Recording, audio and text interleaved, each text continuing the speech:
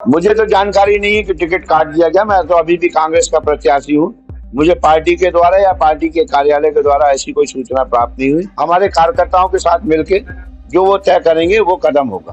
कहीं पार्टी से बगावत की कोई संभावना नहीं? पार्टी को विचार करना चाहिए। पर्ची हुई थाली अगर सामने आ जाए, कोई हटा दे, तो जो पीड़ा उसको होगी वही पीड़ा मुझे भी होगी। इससे पहले भी मैं 3 चुनाव लड़ चुका, लेकिन ऐसा समर्थन मुझे किसी चुनाव में नहीं मिला।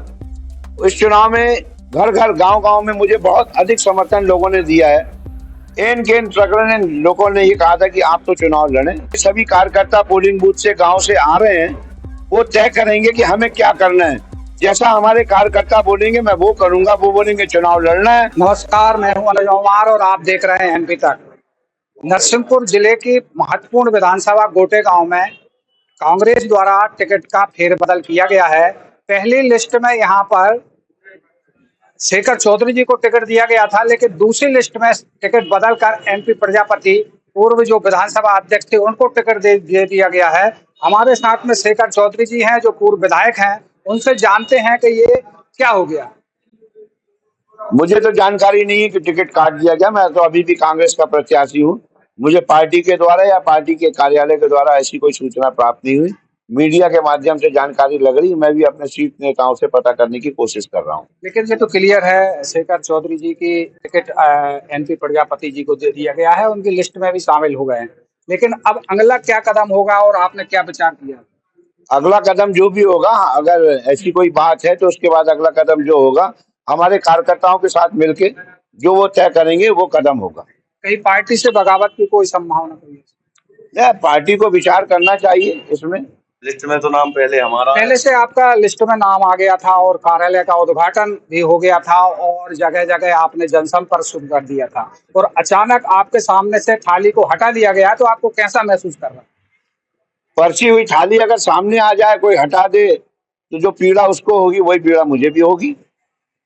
क्या मानते हैं, पहले सर्वे में कोई उनका एनपी प्रजापति का नाम नहीं आया था, किस बेस पर आपको पार्टी ने टिकट दिया? पार्टी ने सर्वे कराया था, सर्वे के आधार पर जो उनका मापदंड था उस पर टिकट का वितरण किया था। फिर क्या होगा इसकी जानकारी ले रहा हूँ। फिर भी आपकी कुछ और नेताओं से बात हुई हो? भले अभी मैंने किसी से कोई बात नहीं की।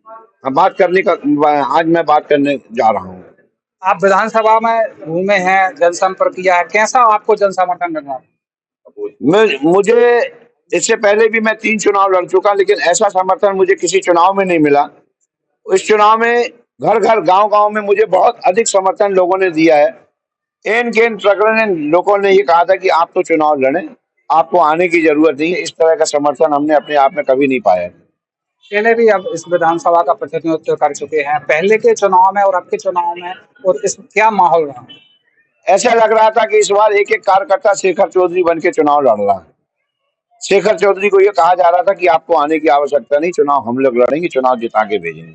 अभी फिलहाल में यदि जो टिकट चेंज हुआ है वो यदि रहता है तो यहाँ पे क्या कांग्रेस को भारी पड़ सकता है? ये तो कार्यकर्ता बताएंगे, मतदाता बताएंगे। फिर भी आपको चुनाव का अनुभव है, थोड़ा सा क्या आप मानते नहीं, मैं अभी इस पे कुछ नहीं कहना चाहूंगा, कार्यकर्ता और मतदाता बताएंगे। हैं? क्या मानते हैं, पार्टी ने तो टिकट दिया नहीं है, और अब आगे की रणनीति आपकी क्या रहेगी? आगे की रणनीति ऐसी है कि आज हमारे क्षेत्र के सभी कार्यकर्ता पोलिंग बूथ से गांव से आ रहे हैं, वो तय करेंगे कि हमें क्या करना है। जैसा हमारे कार्यकर्ता बोलेंगे मैं वो करूंगा, वो बोलेंगे चुनाव लड़ना है तो मैं चुनाव लड़ूंगा। कार्यकर्ताओं का जो निर्णय होगा वो मेरा निर्णय। शेखर भैया जिंदाबाद। जैसे हमारा नेता कैसा हो, हमारा नेता कैसा हो। शेखर जी, जो कमलनाथ जी ने सर्वे कराया था, सर्वे के आधार पर शायद टिकट दिया गया था, और उसके बाद में अचानक टिकट को काट दिया गया है, तो इससे कहीं ना कहीं मतदाताओं में, आपके समर्थकों में कोई वो दिख रहा है क्या आपको? नहीं, मतदाताओं में बड़ा रोष है कि जब एक मतदाताओं में भी रोष है, कार्यकर्ताओं में भी रोष है कि जब किसी की टिकट की घोषणा कर दी गई, पूरा कार्यकर्ता एक साथ लग के प्राण प्रण से अपनी पार्टी के लिए और अपने उम्मीदवार के लिए क्षेत्र में काम कर रहा था। कार्यों का विभाजन हो गया था। उसके बाद इस तरह की घटना नहीं होनी चाहिए। हमारे कार्यकर्ताओं में बड़ा रोष है, कार्यकर्ताओं में बड़ा रोष है। और आपको कितना इससे पीड़ा हो रही है? पीड़ा तो है, मैं उस पीड़ा को बता नहीं सकता, पीड़ा बहुत है। तो दिग्विजय सिंह की कहीं ना कहीं इसमें कोई चल गई है क्या? नहीं, मैं इसमें कोई कमेंट्स नहीं करना चाहता। तो पार्टी के लिए आप क्या कहना चाहते हैं?